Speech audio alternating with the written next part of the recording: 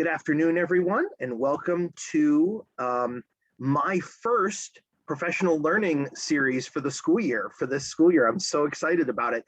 For those of you that do not know me, my name is Jason Anderson, and I am the Visual and Performing Arts Content Specialist at the Maine Department of Education. And I'm really thrilled to have you all here for this first in what will be a collection of professional learning series throughout the course of this year on arts integration. That's one of our two focus points at the Department of Education for professional learning this year. One is arts integration, and the other is diversity, equity, and inclusion in the arts classroom. Two very important topics that we're trying to cover with some professional learning this year.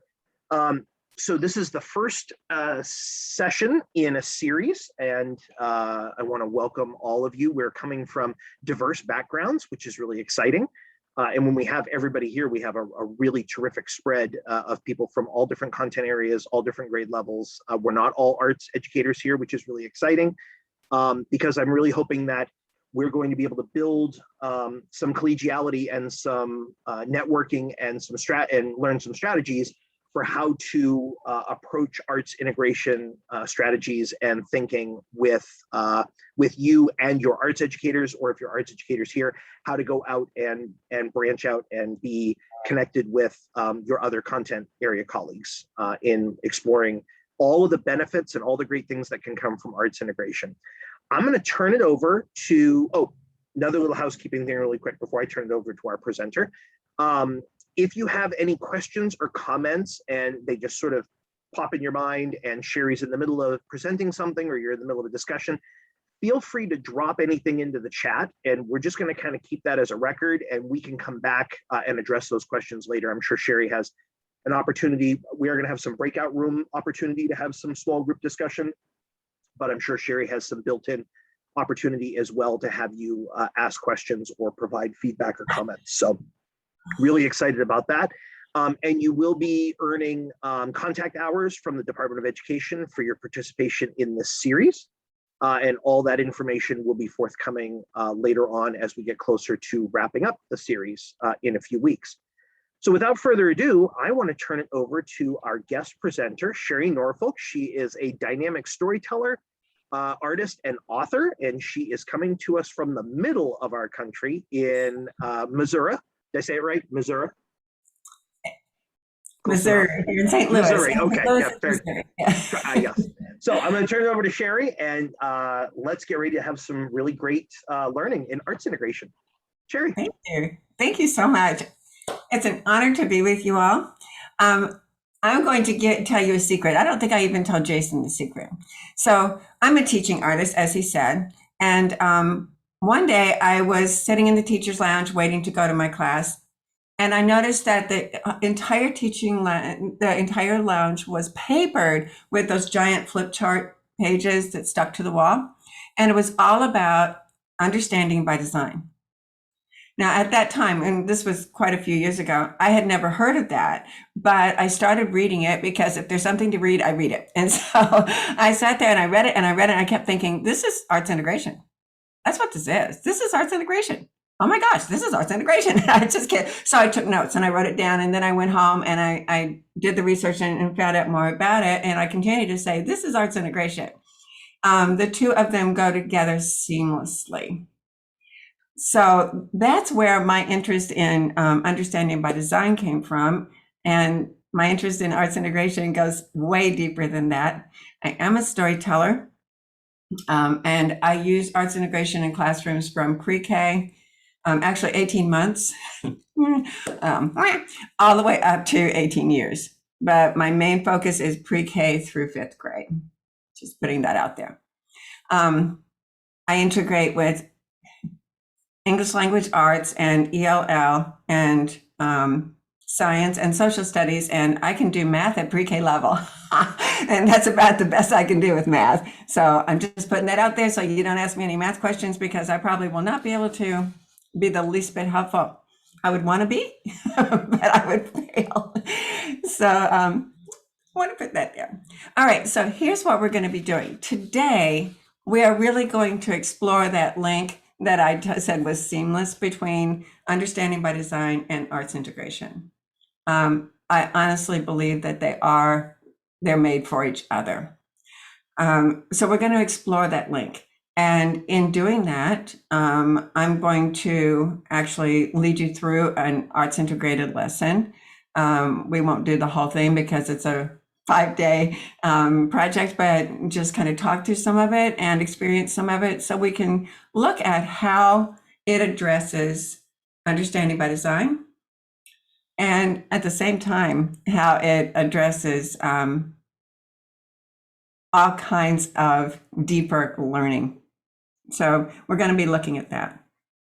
And then we'll have a chance for you to get together in breakout rooms to start to get to know each other and think about how the arts could, if you are an arts teacher, your art form could help to address learning in the content areas.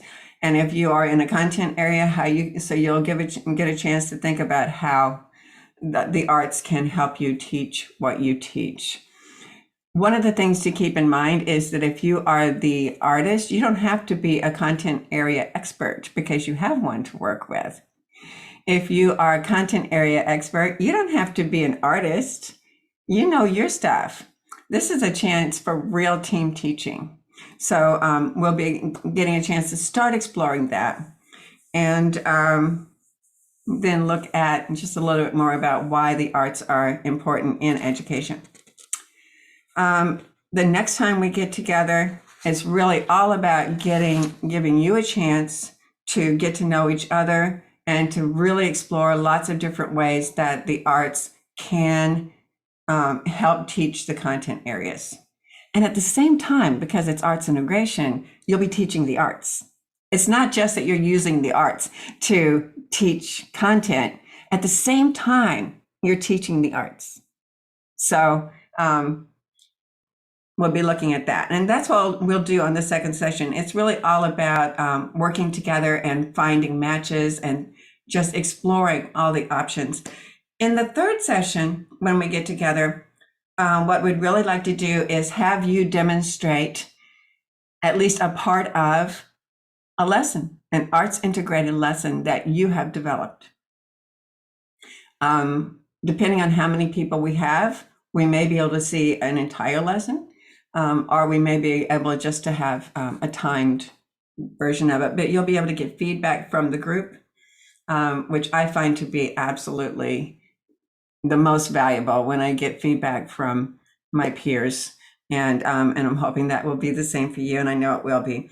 And our last session is called How Did It Go? So get back together again and say, this is how it went. This was the trouble area, and this is the part I want to celebrate. I want to tell you all about it because I am so excited and so happy.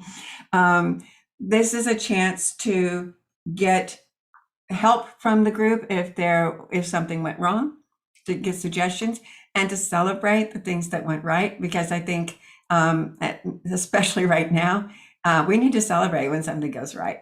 So, and to acknowledge it. So that's what we're going to be doing. Any questions before we go on? And you can just, speak out because we have a small group.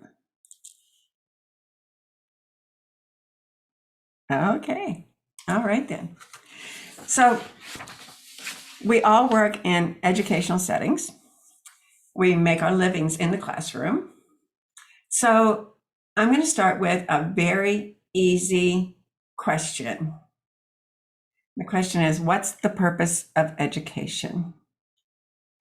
And we're going to put you in breakout rooms to discuss that. You're only going to get about 5 or 6 minutes because it's not a hard question, but I want to give you a chance to start talking about that. And Jason, how are we doing that? We have 1, 2, 3, 4, 5, 6, 7 people.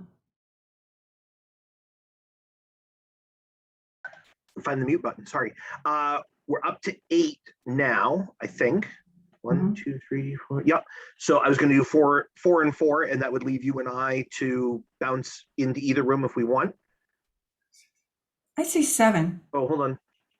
No, I guess I do have 7. I thought I had an 8th person coming in, or somebody jumped.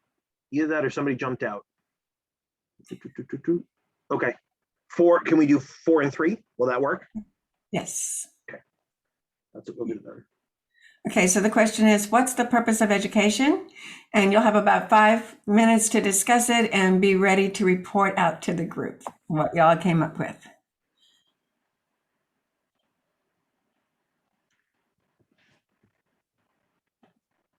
What's the purpose of education? What did y'all decide is the purpose of education? Well, my group was talking about how from our personal experience and why we're teachers, we are driven to make our students lifelong learners. And we are driven to kind of embed a sense of curiosity in our students so that as they grow into stressed out, hectic adults, they still make time for being well-rounded, educated people. I like it. That's a nice one. All right. Was there, and what about the other?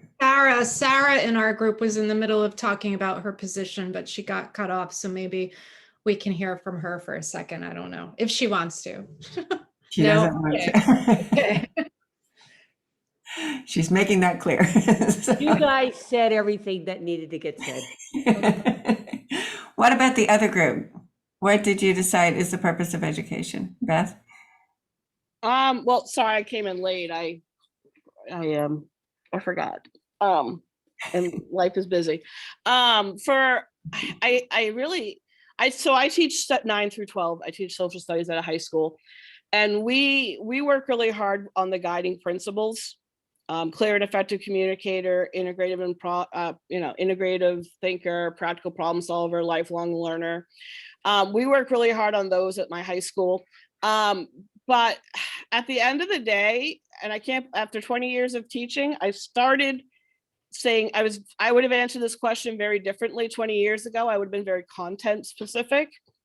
But I think at the end of the day, we just want good people. We want kind people. We want, we want, like you said, people who are interested in learning more, but good people.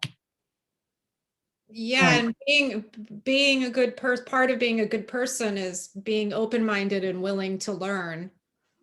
Yeah, so yeah, I like that. And that takes us back to curiosity and lifelong learner. So yeah, there's definitely a cycle there. And what is interesting to note, although all educators do know this, nobody said, well, the purpose of education is so kids can recite a bunch of names and dates and vocabulary words, right? It's not so much the facts and the factual information that we want them to know. It's how to use them. It's how to take those facts. You have to be able to acquire them, but it's how to take that information and use it in a meaningful way to apply the basic skills and knowledge. So we have to help them acquire the basic skills and the basic knowledge, but more than that, we have to help them learn to understand it and to apply it and to use it in different ways, right? And that's really what the guiding principles get to.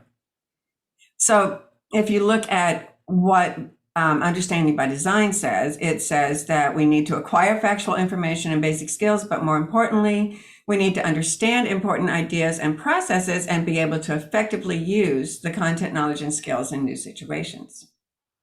So it's not about memorizing stuff and being able to spew it out. An example I always think of when I think of that, I work in Taiwan a lot, and one of the things they require kids to do in order to graduate from 5th grade, they must learn a list of 500 English words. They have to be able to tell you, I guess they have to say what it means. They don't apparently need to be able to pronounce it, and they don't need to be able to use it in a sentence. So I have asked over and over again, what is the purpose of this? Why are they doing this? I mean, what is the higher goal of learning 500 disconnected words that they don't know how to put into a sentence? And the truth is, nobody truly thought about that. What they thought was, well, if they get 500 words, eventually they'll be able to speak English. The kids who, are able to do those 500 words don't have a clue how to speak English. They don't know how to put those words together in meaningful ways. And so whoever thought about that, that whole concept of education missed the point. And the way they teach it is it's called cram school. And they literally just cram those words into those kids. They take the test, blah, they spit out all those words, and then they're done with them. They don't know what to do with them. And so they're done. If they had really thought about what is the higher goal, we want them to be able to communicate in English. Well, then let's teach them conversational English so that they have a chance then to communicate and they feel competent in communicating.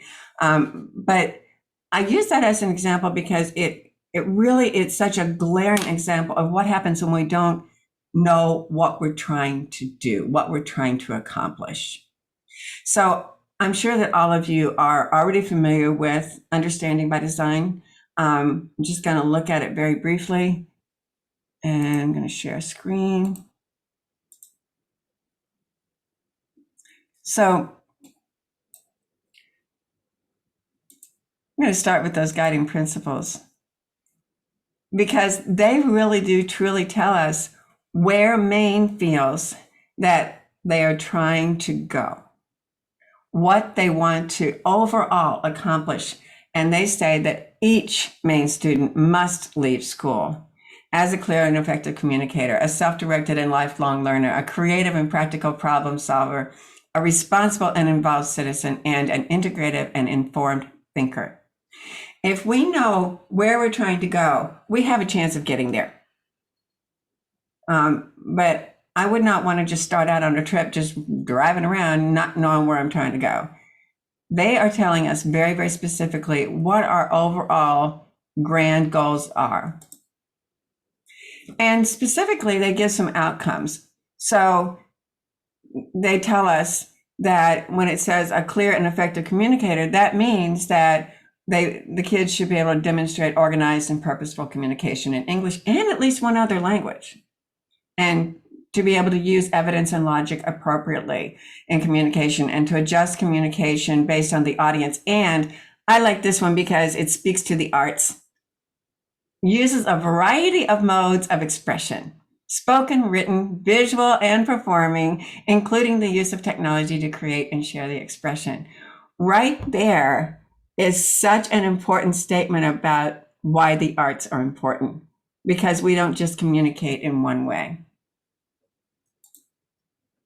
And those guiding principles are also specific to each discipline, and they provide examples or benchmarks of how students can show evidence of those guiding principles. So for instance, in English language arts literacy, these include but are not limited to the things specified here. And again, I highlighted the ones that are really important to me because when I'm looking at anything, I make it specific to me. And I know that you do too. You're looking at it and you think, okay, this is what's really going to be important in my classroom. And this is where I can help somebody else in their classroom. So if I'm a visual artist, a visual arts teacher, I'm going to look at these and I'm going to pick out the benchmarks that I can help the content area teachers address. Right? So again, none of the goals can be reached, none of that stuff, none of the guiding principles can be reached by stuffing kids with dates and names and facts. They can only be reached by teaching kids to think. Understanding by design is also called backwards by design. It's also called teaching with the end in mind. And the first step is to determine the desired results, what those big ideas or enduring understandings or guiding principles are. In other words, that first step is to decide what knowledge and skills all students should acquire. And you're very lucky because those guiding principles in Maine are very, they're lofty, but they are attainable and they're specific enough that you can grab hold of them and move on forward. The next step in backwards, so that first step, it's already done. We don't have to really think about that. The state of Maine has done that for us. Step 2 is to establish what performances or products will reveal evidence of understanding and transfer. In other words, what are your assessment tools going to be? How are you going to assess whether or not you are addressing those big ideas or enduring understandings? And that's where arts integration works. Because then you begin to develop a learning plan that will lead to achieving the desired results, acquiring factual information, constructing meaning, and transferring learning. Now I want to go back here a second. That performance and products, that is arts integration. The performances and products they can be your summative evaluation. But in the process of getting to those performances and products, you have all kinds of opportunities for formative assessment.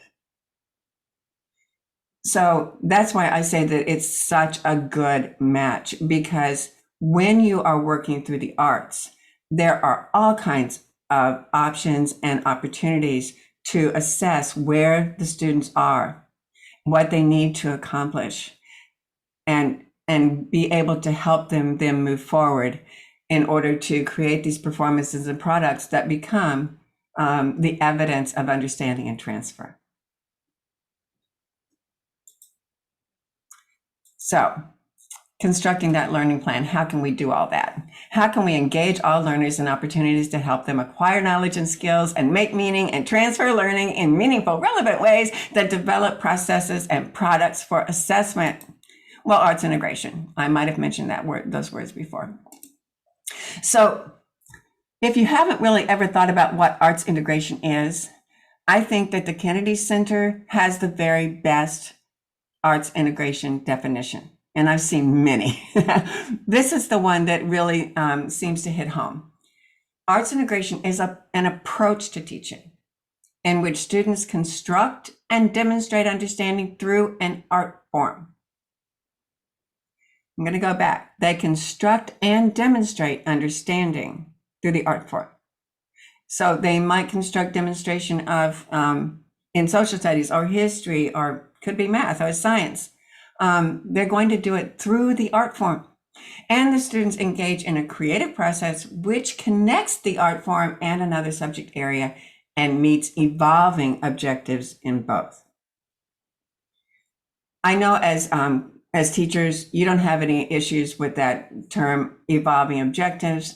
I've met with a lot of people who are they're confused by that, but you know that once you have they've learned how to form the clay, then you can change the objective. Then you can teach them how to form it into something, and then you can change the objective. You can teach them how to color it or whatever, because I know nothing about clay, obviously. But you keep on changing the objective as they move through the process.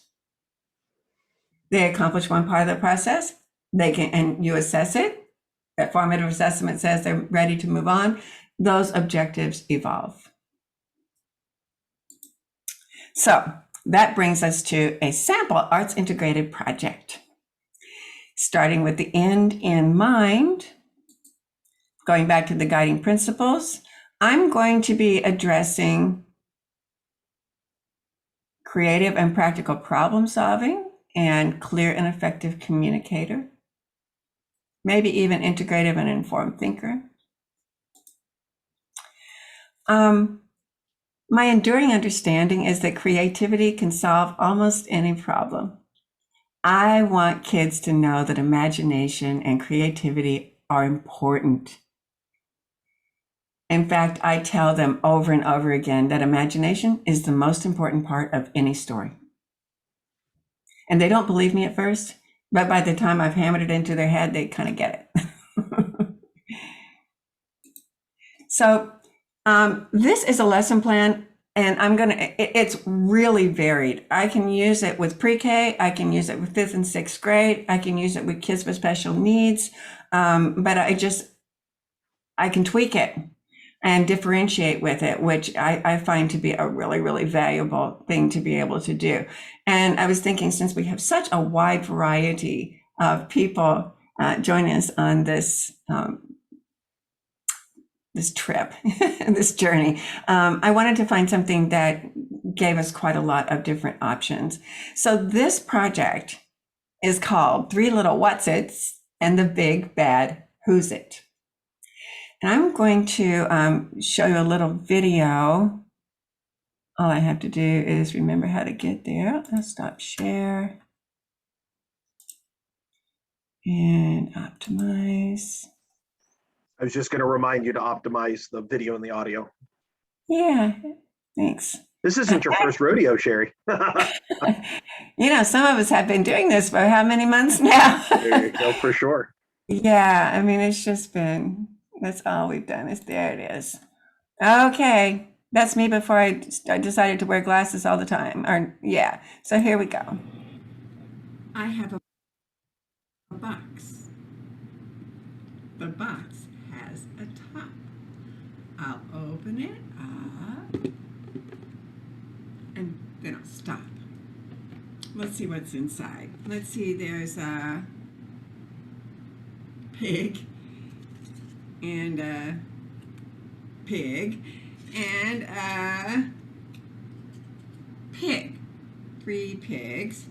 Let's see, there's a house made out of straw and a house made out of bricks and another one made out of sticks. And of course, there's a big bad wolf. So you know what story this is, right? The 3 Little Pigs and the Big Bad Wolf. Now you know that story, so I'm not going to tell you that story. But you know what? People sometimes think of other ways to tell the same story, or at least a story with the same pattern. So a woman named Susan Lowell started thinking, what would happen if the 3 little pigs lived in the desert? And she said, well, then they wouldn't be little pigs, they would be 3 little javelinas, which are wild kind of pigs that live in the desert. And instead of a big bad wolf, they would have a big bad coyote. Oh! So she made up a story named The 3 Little Javelinas. Now, other people have done the same thing. They've thought about what would happen if a story like The 3 Pigs was put in a different place. So Ken Geist said, what if I put the story in the ocean? Then I would have 3 little fish and, you guessed it, the big bad shark. Well, you know what? You can make a puppet show out of this story. It's so much fun to do that. And when you do it, it changes the story a little bit. I'm going to show you my version. Just a minute. Okay, here's my stage.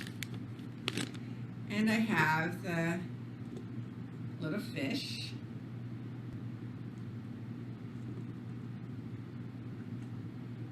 And their mama. And I have a big bad shark. Now I'm going to stand to tell the story because that way my top kind of makes a backdrop. Here we go.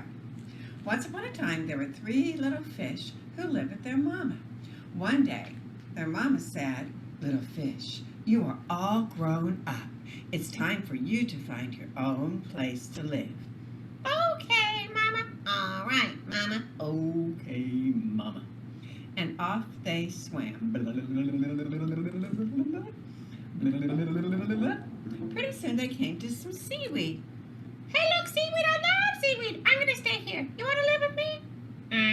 Thanks, but no thanks. Yeah, thanks, but no thanks. And the first little fish moved into the seaweed. The other 2 swam on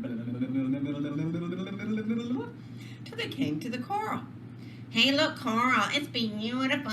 I'm gonna live here. You wanna live with me?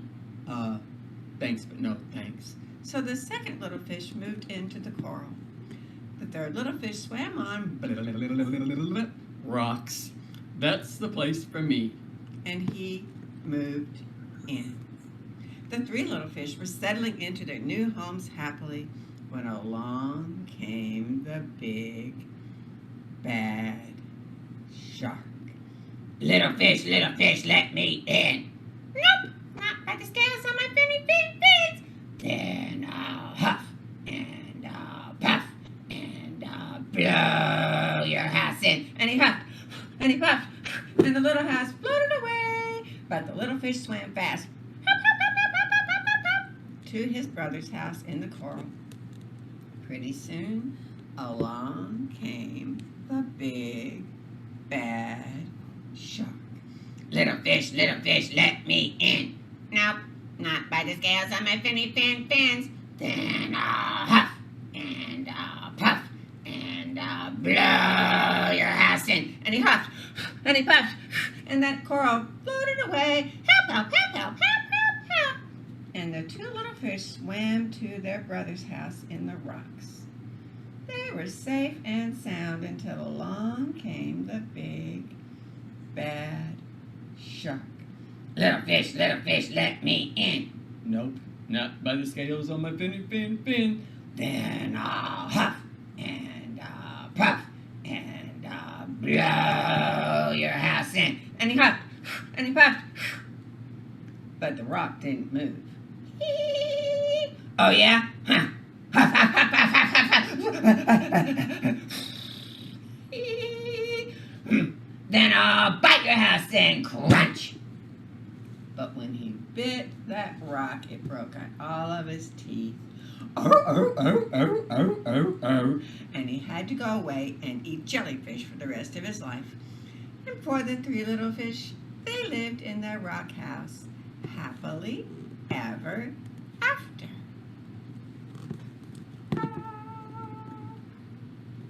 But you know what? Then I started thinking, well, if those folks can make up stories about three little critters, three little whatsits living in different places, well, I could too. So I made up my own story. I made up a story about three little frogs who live in a swamp,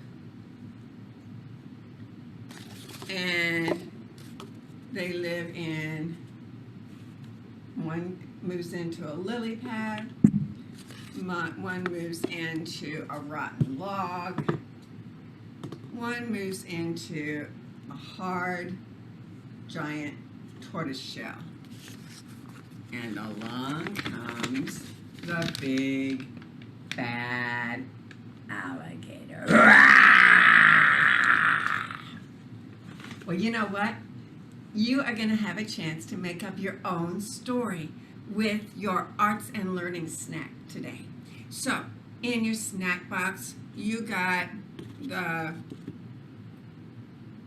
pipe cleaners, and you can see you just wrap those around your finger like this.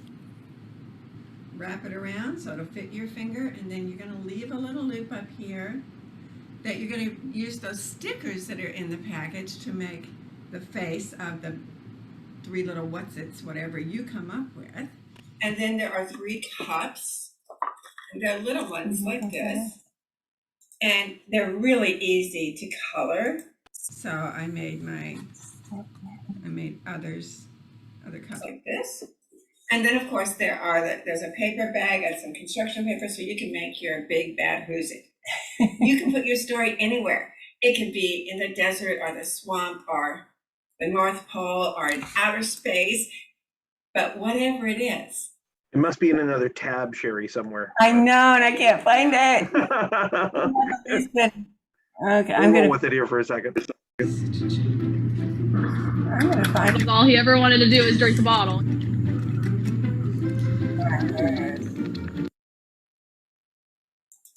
Okay. There's always at least one place where I'm like, "Bleh."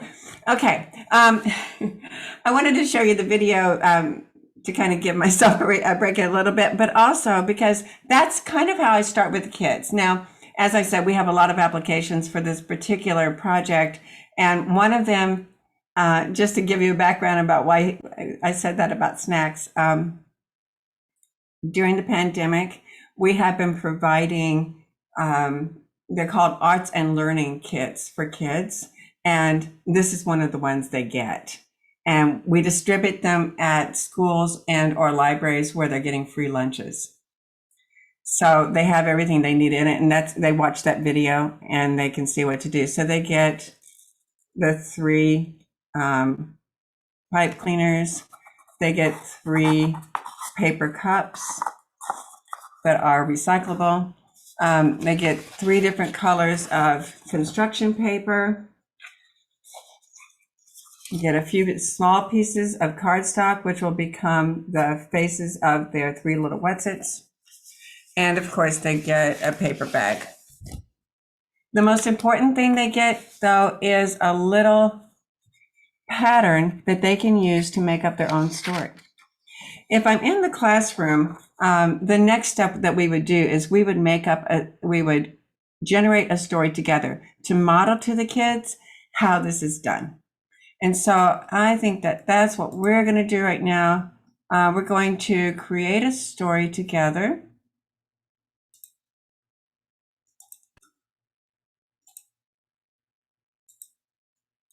And this is the pattern that they get. I'm going to enlarge it so you can see it better.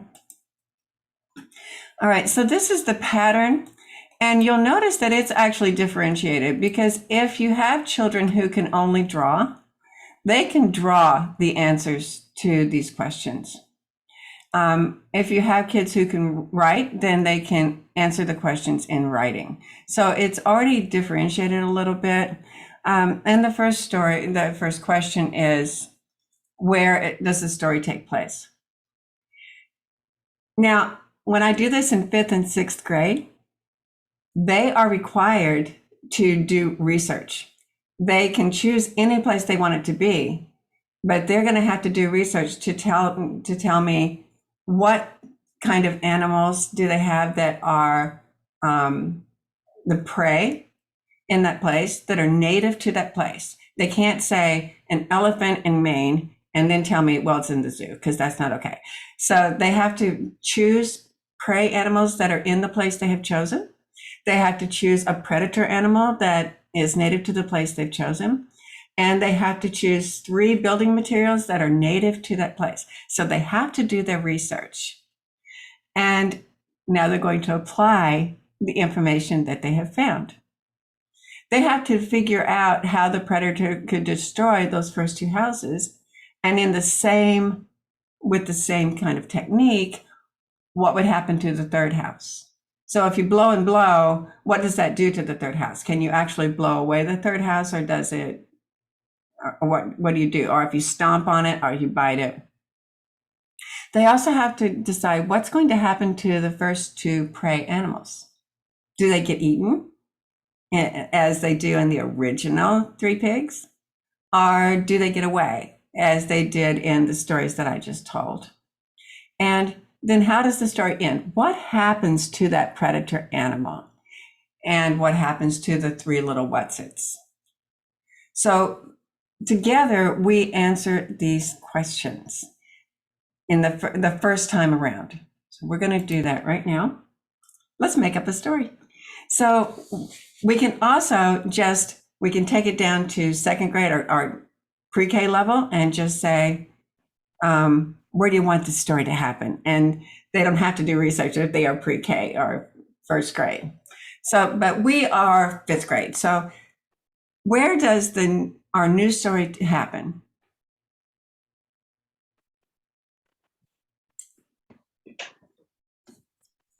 Off the rocky coast of Maine. Off the rocky coast of Maine. All right, so we're going to do our homework.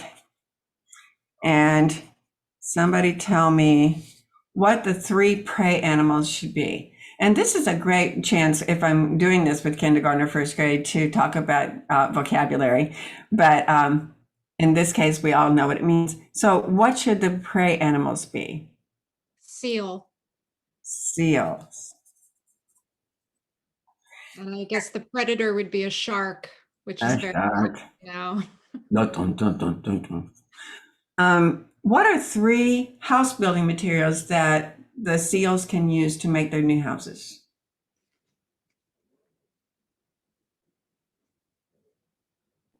A kelp bed. Kelp bed. Would that be the first one? Sure. It has to be something that can be destroyed. And what's the next one going to be? Rock. Rock. And we need one more. Driftwood. Driftwood. So it looks like I would have the kids order this. The first one is the easiest one to destroy. That would be the kelp. The next one is a little harder to destroy. That would be the driftwood. Good. And the rock would be pretty hard to destroy. Okay, so how does the predator destroy the kelp bed and the driftwood? How does the shark do that?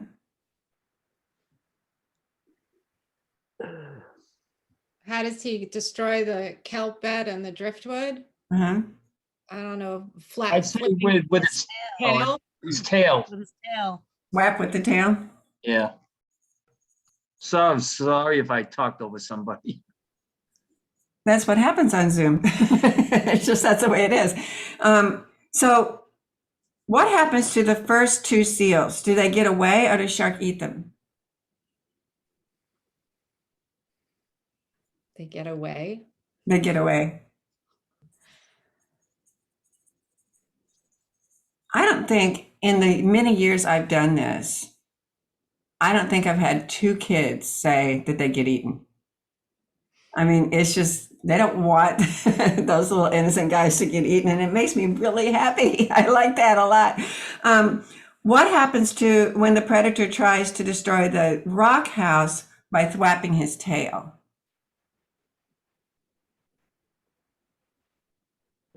He breaks his tail and he has trouble swimming.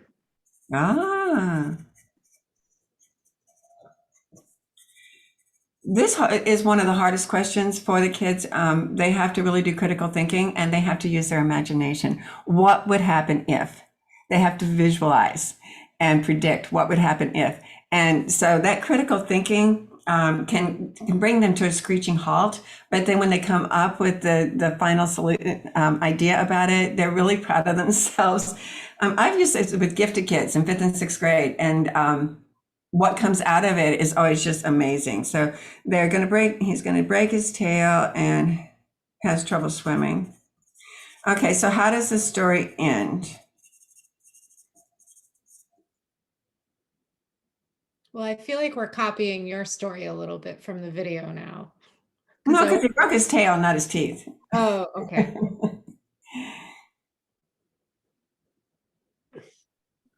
So he can't swim very well now. He could only swim in circles for forever. I love it. Okay. Just like being a teacher. Okay, so once we have generated the ideas for a new story, I've actually had a chance at this point to start to assess where the kids are just by listening to their responses, and you can kind of hear how their brains work. Then I tell them the story. The first thing I do is ask them, do we have a story? And they always say yes. And the story looks like this at this point, which is not a story. And so I say, it's, all we have are questions and answers. So if this is a story, it sounds like this. Where does the new story take place? Rocky Coast of Maine. Who are the 3 prey animal seals? Is that a story? No. To make it into a story, we need details. And for the details, since we're making up a story, we need imagination. That's why imagination is the most important part of the story. So then I would tell them, and I'm not going to do it to you, but I would take these details, I'll do a little bit of it, and I would make up a story using their ideas and tell them the story because I want them to see where the imagination part goes in. So, once upon a time, off the rocky coast of Maine, there lived 3 little seals. They had swum away from their mama and they were looking for a new place to live. Oh, there it is, there it is, there it is, said the first seal. I like it, I like it, I like it, I like it. I found a kelp bed. I like it, I like it, I like it. I'm going to live here, bye-bye. And he swam into the kelp bed. Pretty soon, the other 2 seals came to some driftwood. Driftwood, driftwood. I like driftwood. It's beautiful. I'm going to live here. And he moved in. But the third seal wasn't so easily pleased. He swam on and on and on until he came to a rocky cave. Huh, now that's the place for me. Safe and sound. And he moved in. So I would tell the story with as much expression and dialogue and character voices and action as I possibly could. And then it would be their turn to make up their story. Each one of them would get this form and I would ask them to fill it in whatever way works for them. As soon as they have filled it in, I tell them stand up, find somebody else who is standing up, get together and tell your stories, not the questions and answers. Tell your stories to a partner. Now, while they're filling in the form, this is a wonderful chance for formative assessment. I'm walking around the whole time, looking over their shoulders, asking them questions, maybe brainstorming with them when they get a little bit stuck. But I'm assessing, where are they? How are they doing? And then when they get it with their partners and they're telling the stories to each other, that gives me another chance to see if they understand the whole concept of turning this into story. Having done that, once they have told their stories to partners, it's actually their first draft. Now, for kids with special needs who cannot write and or won't write, because I work with a lot of kids with behavioral and emotional disabilities. Sometimes they can, but they won't. But they will tell the story. They will. And so I have them tell the story. Now, the next step is actually to write their story. And for kids who can't, I give them other ways to do it. But eventually they're going to tell their story. But before they write their story. As they're writing their story, I give them assignments. I teach them how to do character voices. So I teach them how to find the lowest voice and the middle voice and the high voice and the voices in between and how to describe those voices. So they go back into their story and everywhere that they have the word said or told, they have to change it to growled or roared or whined or said in a nasal voice. They have to describe it. So I'm integrating the art of using character voices and creating them with the writing requirements. And so they have to make good word choices and put them in. The whole time they're doing that, I'm over their shoulder. I'm watching for it to see when they're ready. They're supposed to raise their hand when they're ready, when they think they've done all that. I come and I check it. If I find that they have replaced all the saids with appropriate words, I give them a stamp of some kind. They think they're getting a reward. I'm making sure that I've done the formative assessment and that they're ready to move on to the next thing. The next step is that I teach them how to put in sound effects. I teach them how to make the sound effects, and then the assignment is to put the sound effects into the story. Again, I'm over their shoulder doing the formative assessment. So the process of using the art form and translating it into the written word gives me those opportunities for formative assessment. When they're finished with all, and then we act out the story and we go back in and change all the verbs and describe what's happening better. We act out the characters and we put in descriptive words about the characters. So every step is using the art form to turn it into a written piece. And then eventually they do a final copy. I have it turned into a book. So they have their product is their final copy, and that book, that product is one product that can be assessed, but they also rehearse and they tell their story without looking at the book.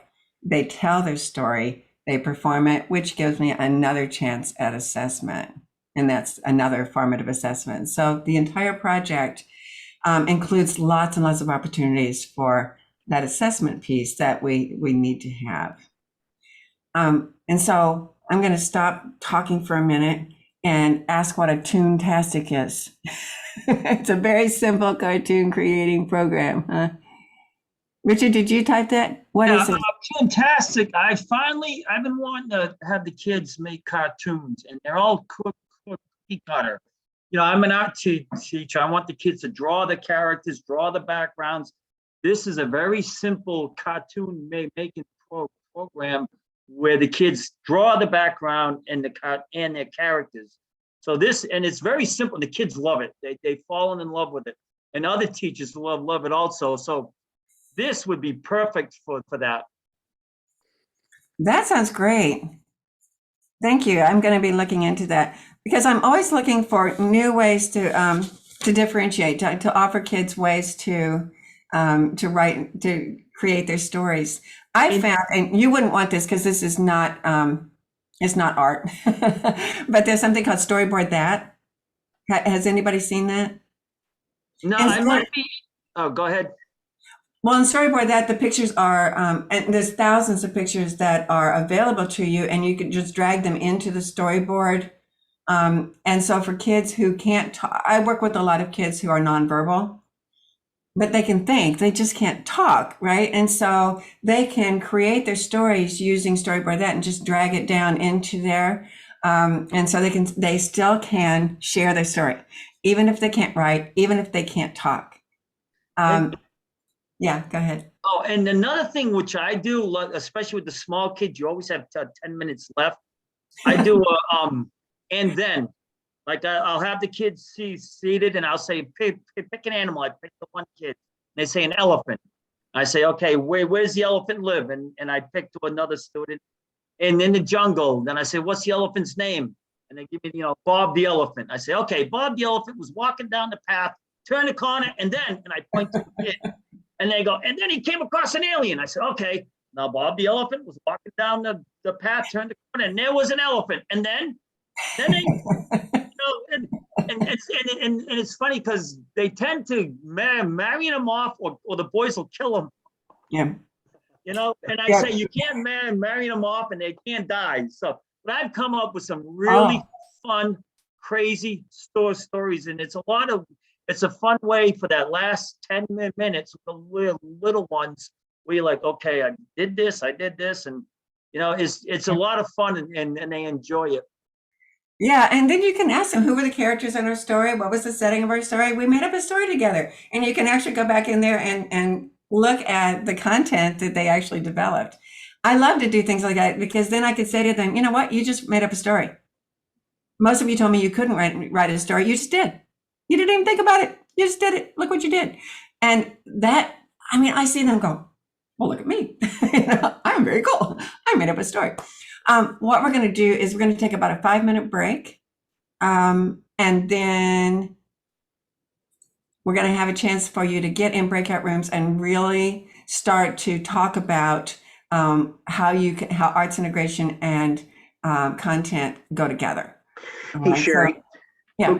Before we take that 5-minute break, Sarah had a great question that she put in the chat when we were showing the video of the story format with the 3 vulnerable characters and the one aggressive character, and so her question was, why is it important to follow that storyline instead of letting the kids make up their own story? Is it because of the universal structure or format of it? Is it because it's universally recognized and it's just a good starting place? Would an extension out of that be now think of your own format and start to morph?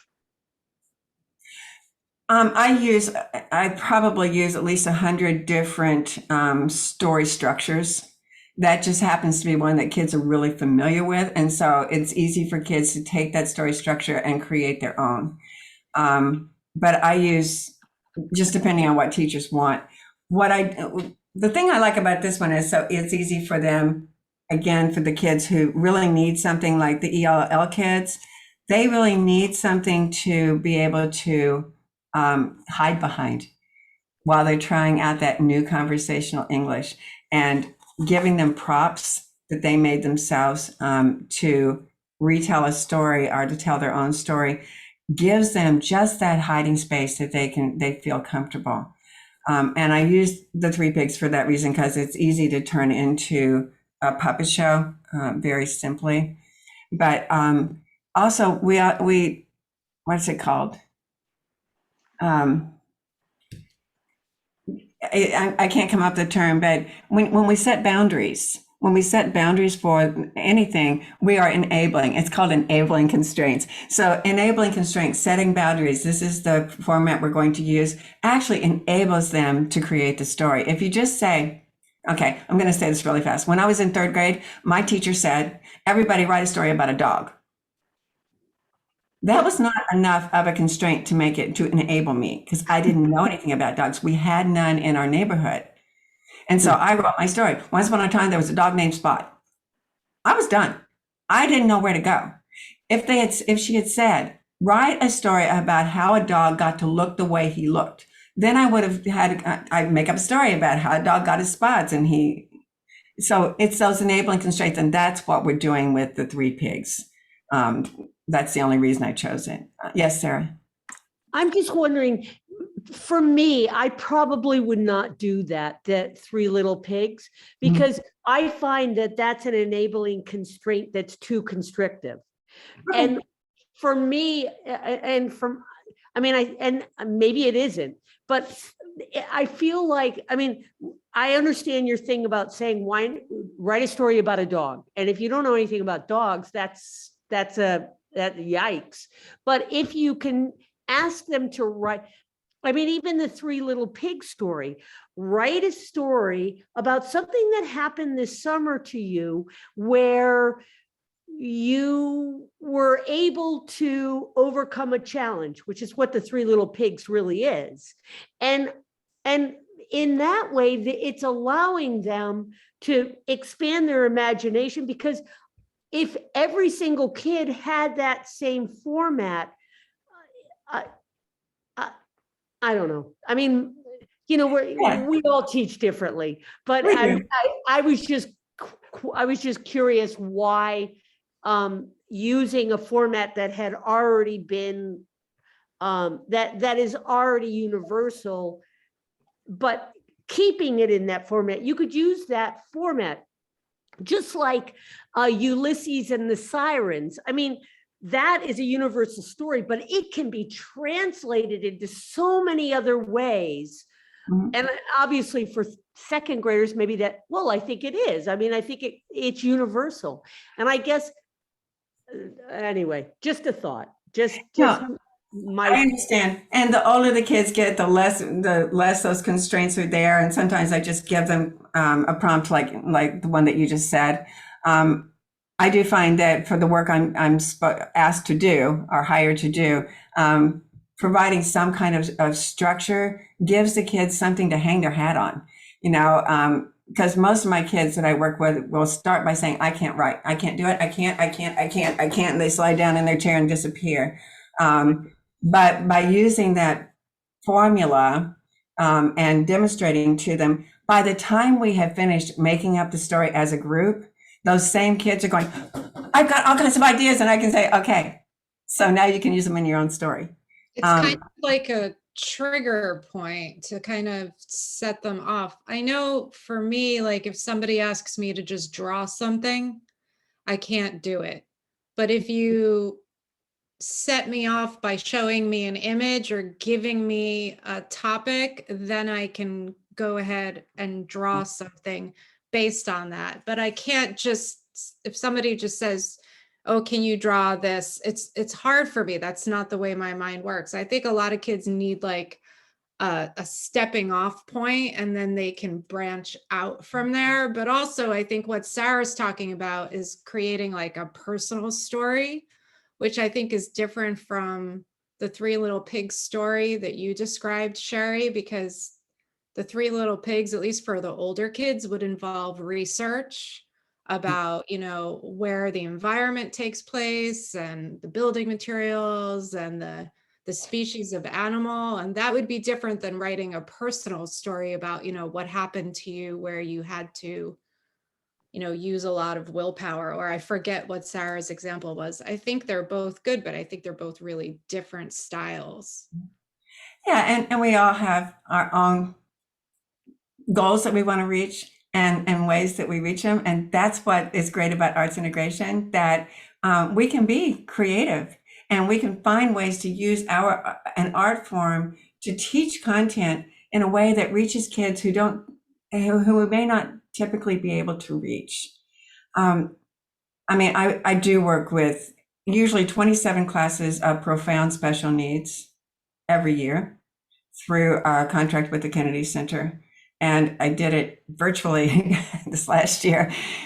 I like a challenge. And so, you know, the more the constraints are really important, those enabling constraints. And so that was just an example, because I was able to show you where the process and creates the opportunity for assessment. The products create the opportunity for then the final assessment. But now you have the opportunity. I'm going to look into Toontastic, Richard. That sounds so much fun. I would never call what I do with the puppets visual art, but it does help the kids who really need something to hang on to when they're telling their story. And I find it that it's really motivating too for kids who may not think they're going to write a story. They want to make the puppets. I won't let them make the puppets until they show me their story. So it's a way to motivate kids as well. Can I ask everyone just to turn your cameras back on if you're here, just so that we can see that you're here, so we don't get started without. Jessica has her hand up. That everybody. Oh, go ahead, Jessica.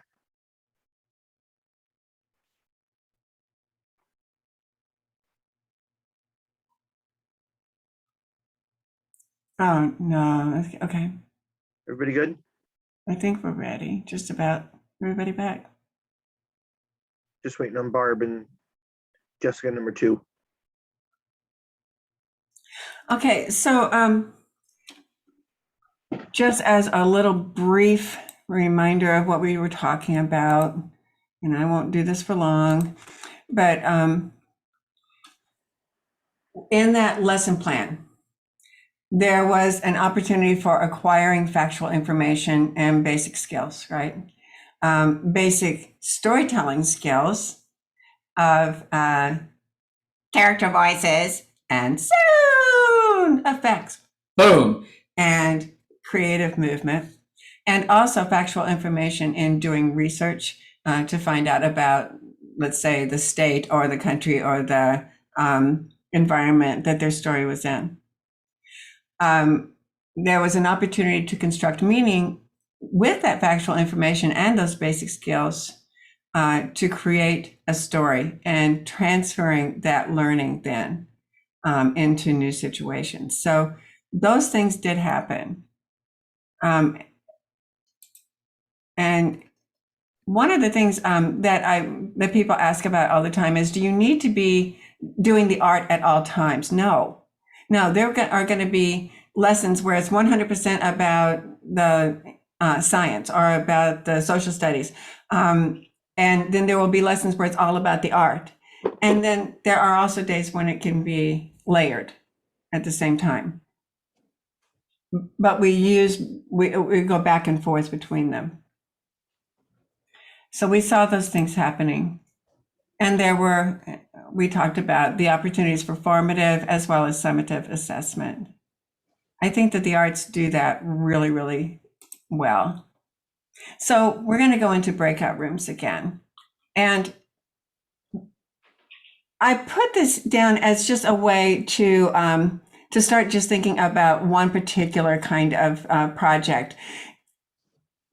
In your breakout room, you're going to have some art teachers, either music or visual art, and you're going to have some content area teachers. And what I'd like you to try to think about is what other ways, besides what I was just doing, can the arts, meaning music or visual art or dance or theater, help students create and present a news story in that narrative, a narrative kind of story, and then be prepared to share your ideas. The idea of this is that you're just going to be sharing ideas, and the teachers that are content area teachers, think about what you need. What are the challenges you have in teaching narrative, for instance? Or if there's something else that you're having challenges in and you just want to talk about that, that's great too. I just put that down as an example. If you're a content area teacher, what are the challenges or what content would you really like to have help with from a fine arts teacher? If you're a fine arts teacher, think about how you could address that. What could you bring to it? What does your art form do to support learning in that particular area? All right, any questions before you go in breakout rooms?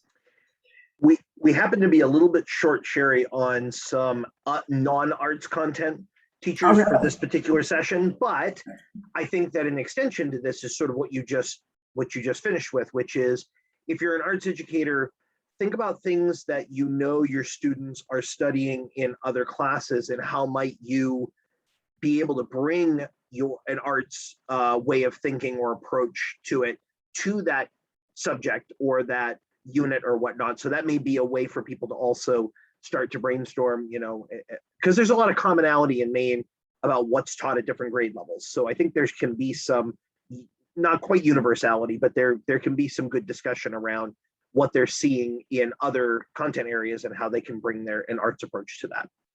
Yeah, and make sure it's it's something that rises organically from the art form, not something that you're trying to, okay, now I made it, I figured it out, and now we can do this. It needs to be something organic and natural, because there are so many organic and natural connections. It's besides the fact that I don't do math, I really don't. Story doesn't really apply itself as well to that as it does to other things. And so in order to do it, I have to twist myself into pretzels. And that's not what we need to do. We need to find the natural connections. About how long, Sherry, do you want them to be working in small groups? What do you think, about 15 minutes? Sure. I want to give you time to really delve into it and think about it. So, and to share ideas with each other. Do you think 15 minutes is adequate? Sure, I think so. Okay, and be ready to report, because I want to hear about what you came up with. And we need to hear from each room. Okay, so you're going to go off. Welcome back. This is the part I love, where I get to hear all these creative ideas you all have come up with. So as I told you, I really want to hear these reports. Who's going to go first?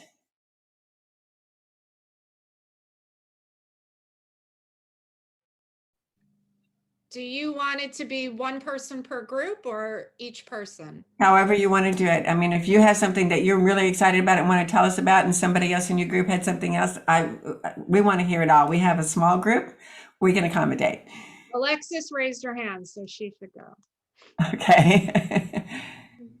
Hi, so me and Barbara are talking about a similar project, and she's a music teacher. I'm an art teacher, and we both do a similar project where I'll have my students, and I teach pre-K through fifth grade, but I'll play different types of music, and they create abstract paint drawings through them using different lines and colors, and I'll talk about like what colors, like how different feelings you have with different colors, and how you can listen to the music to create different types of lines. Like a staccato could be like last fast dots, and then like a long note could be like a big thick line, and stuff like that. And they get really into it. So it's a fun project that they always love. So What's your And that's age? really good because you're addressing social emotional learning at the same Yeah. time. yeah, that's something we discussed. Yeah.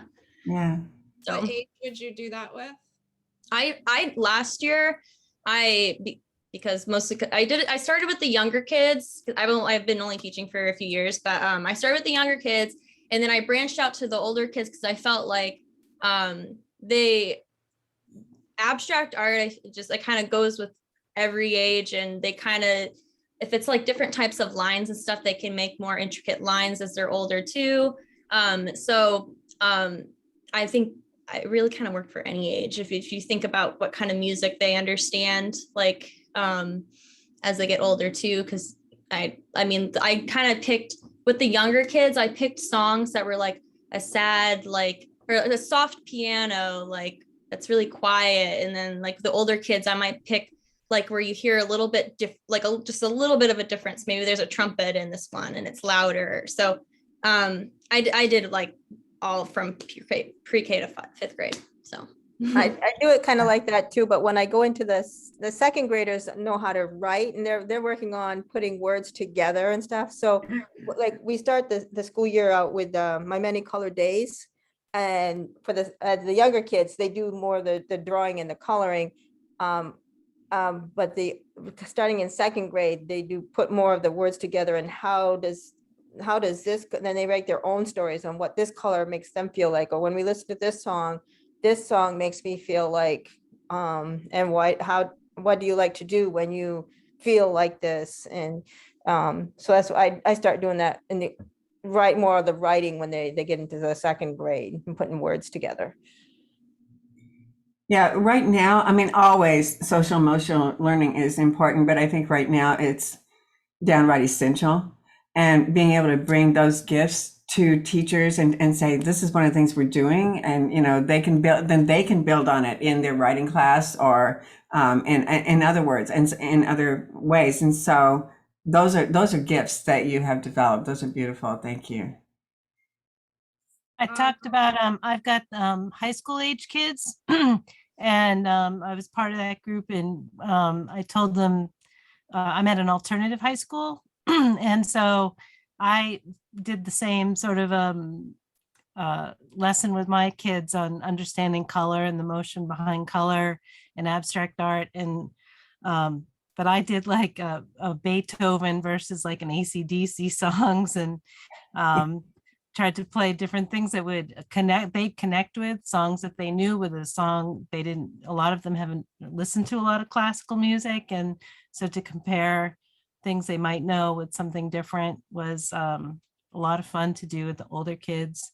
I got a lot of different response, and definitely the social emotional and kind of having fun. And we all sort of felt in the classroom like that we were all doing something kind of interesting, and everyone enjoyed seeing the different responses that different kids get. So I thought it was a really, really nice project. I like the idea. I hadn't thought of turning it into some sort of a story. You could certainly add to that project, and have them take it to another level, into another discipline would be a lot of fun. So yeah. Yeah, and with the music that you were talking about, there's also opportunities for talking about history and, what was happening at the time that Beethoven wrote that, and why do you think he wrote it? It sounded like that. So there's even history that you can get in there. That's great. Thank you. What else? These are exciting. A lesson which I do with fifth grade is War of the Worlds. I start out, I play the broadcast, and I don't tell them anything. I just say, okay, this is 1938, and you came home from work, and you put the radio on, and this is what you heard. So there's history there. They get to relive a historical event. Yeah. So they listen to it, and they're like, did this happen? No, and they start kind of arguing. So then when I tell them, I say, I'm a movie producer, and I'm making the movie War of the Worlds, and you're all special effects artists. You're going to design the alien and make the alien out of plaster. And then you're going to design 2 spaceships, the mothership and the attack ship. And we do that with 3D printing. And then after that, they design the movie poster. So then what I do is we look at aliens in movies throughout history and across cultures. We talk about, does it look real? Or does it look, not real? And we talk about it. Then we talk about, where would you get ideas on creating a good alien? And we say life around here, from animals around here. And then I show them a documentary, Alien Planet, which is a documentary that takes place in the future when we send probes to a planet and there's all this life on it. So they have engineers, artists, biologists talking about what alien life might look like and why and how it could compare to Earth. So I want them to think as scientists in doing this. I say I want it to be convincing. So then we do that. So we make the aliens first out of plaster, and then we'll make the spaceships 3D printing, and then the post. It's pretty much a year-long thing. The kids all love it. It's a fun thing. I can see that. And if you've worked with your history teacher to combine that in some way with what they're teaching about war or something else, I mean, I think that there's lots of opportunities to even expand it further. I mean, it sounds fabulous, and I can see that the kids would be completely engaged. Yeah. And if they're engaged in that, if there's something else that can link to, that would be, even better. So that sounds really good. I would love to see the results of that. Sure. Yeah, we were all saying the same thing. Yeah. It would be great if there was some sort of forum where the art teachers in Maine could share images or lesson plans or discuss, the best lesson they ever did and how it impacted their children, something along those lines. Because I personally feel like I'm on an island. Anyway, I'm going off on a tangent. So I teach very little kids, and so Richard and I have completely different experiences. And I'm a little bit jealous of how Richard can really, do a year-long plan. And I'm sure I could too with kindergartners, but I don't know if I would dare attempt it. But I was talking about how I do pre-K through 2nd grade and how, something as simple as me photographing a child's favorite stuffy that they bring in for me, and then I print it out on the colored computer and they cut it out. And then prior to that, the kids were taught maybe about like how we develop a simple landscape with foreground, background, and middle ground. And they create their landscape, which I added most likely is going to have a rainbow in it. And then they glue their stuffy into their environment, and they maybe tell a story or attempt to write a story about, what that stuffy's doing there. And they can develop a story about their favorite stuffy in that environment in their picture. Or even just I do a lot of conversation with my kids about art. So even just like showing a picture, it could be a famous picture or a not so famous picture or a painting or a drawing, and asking the kids to develop verbally a story about it. So you say to them like, so what's going on here? Tell me a story. What do you see? And the class uses their imagination to develop a story out loud as a group. That's me. And then I forget your name, Sarah. Sarah's next, I guess. Well, is my thing on? Yeah. Well, I was telling those guys about something we're doing with water, and so the ELS is reading a long walk. Is reading A Long Walk to Water, and the science curriculum is about water. And so we as a school have decided to raise money to build a well in Africa, in South Sudan, for water, because South Sudanese girls can't go to school. They have to walk 2 miles back and forth. So it's a year-long thing where we're doing different service projects. And right now we're in the middle of making peace flags in art about, we're making peace flags, like Tibetan peace flags, and we're going to be selling them in the community to raise money. But that's one of the things. But the one I wanted to talk about, and it's really fun because it integrates everybody in the school and all the different subject matters. But what I'm doing with 5th grade right now is I just went to this weekend-long workshop with the Maine Math and Science Alliance, and they were teaching us different ways of teaching and having the guiding question for teaching be generated by the children. And the 5th grade in our school is studying the solar system. And so we're going to make and this is, everybody does this, we're going to make a solar system where the sun is 2 inches. And based on that, how far away are each of the rest of the planets?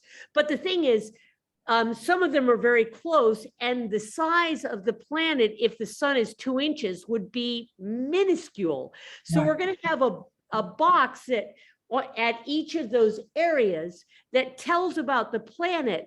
But what's cool about it is the people that will be the audience will be given a sheet of paper with a series of challenges on it. So at each of the stations or the planets or the sun, they'll be asked to figure out something, whether it's mathematical, whether it's like, what would my weight be, or what, I mean, each one will have something based on that planet so that they have to fill out a form. So it's sort of an interactive thing where the kids are providing information about the solar system, but they're also providing a sort of a game that whoever's interacting will have this sheet of paper, and with their parents, or because it's on our nature trail, with their parents or with anyone, they can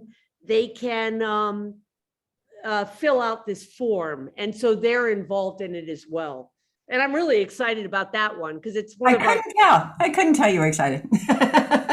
I love to hear when people are passionate about what they do, and those are 2 wonderful projects you've told us about. In fact, all these ideas that you guys have are so creative, which isn't all that surprising, given that you're mostly art teachers and music teachers. Creative thinking. So has everybody had a chance to tell us about their ideas, I think? Yeah. Okay. So can I just say one thing though? It's not just the science, the art and the music, because the science teacher that I'm involved with in the ELS and the social studies, they're as creative as, I mean, I don't think it's unique to art teachers, even though I'm an art teacher. You're right. And that's why when you get together with content area teachers and you say, okay, here's some stuff I can do. Here's what do you need? Then their creative juices and your creative juices together can create projects that are relevant and meaningful and exciting. And one of the things I love about arts integration is that it actually allows you to integrate topics. Like I was, in that lesson plan I showed you, there was English language arts, a whole lot of it, but there's also the geography that was embedded right into it. And that's what, and it was the project that made the geography meaningful. So it's not just that you're integrating an art form into a content area, you're actually integrating the content areas at the same time, which makes learning relevant. So you take these ideas and just keep on digging deeper, because they become so rich when you have lots and lots of different people sharing ideas. I can come up with ideas on my own, and they're okay. It's when I get to brainstorm with other people and they tell me what they want and what they need, and when I see what I want, then all of a sudden it gets good. At first it was okay, and then it gets good. We are just about to run out of time, and I do have homework for you. Right now I'm going to put in chat That's a link to a Padlet. And here's the assignment you're going to have. Got to put it on the screen. It's not an onerous assignment.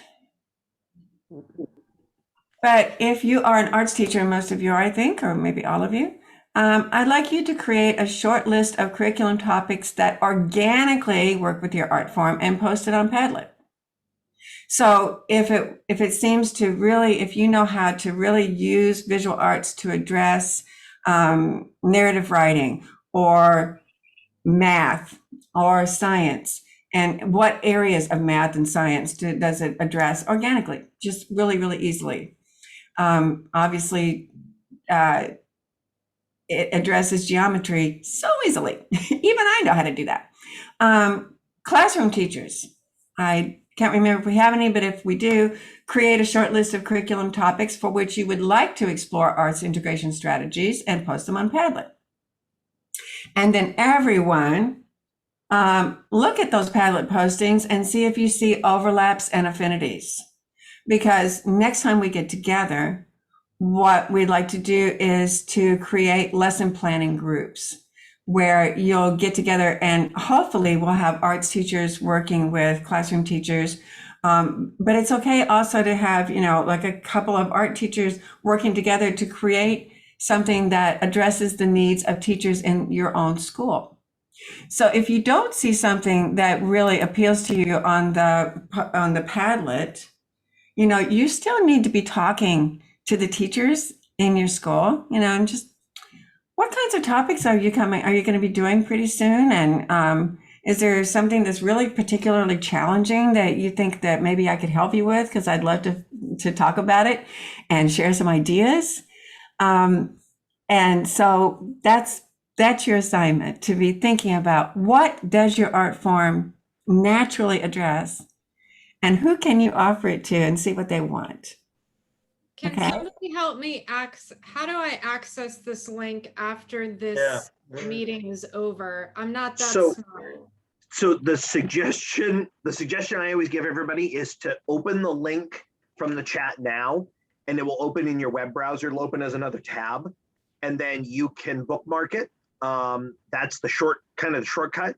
But I promise you, I am going to follow up with all of you by email probably tomorrow with the link to the Padlet, with a screenshot of the homework that Sherry just laid out in that slide, and the link to the next session, which, just to make sure that we cover it on our calendars, is a week from today, which is October 20th at 3:30 p.m. again, is when we're going to get started. So I will follow up with all of you by email tomorrow or Friday with all those links so that you'll be able to access that. Okay. Great. And I can't wait to see what's on that Padlet. I just can't wait to see what y'all post. Me too. I think this is going to be great. Thank you, Sherry, for your time today and getting us started down this arts integration journey, arts integration pathway. Really exciting stuff. Thank you all for being here today. And again, I will follow up with you by email with all those extra links and everything probably tomorrow. So I hope you have a great rest of your evening, and we'll see you all next week. Bye-bye. Thank you. All right. Thank you. Thank you. Bye.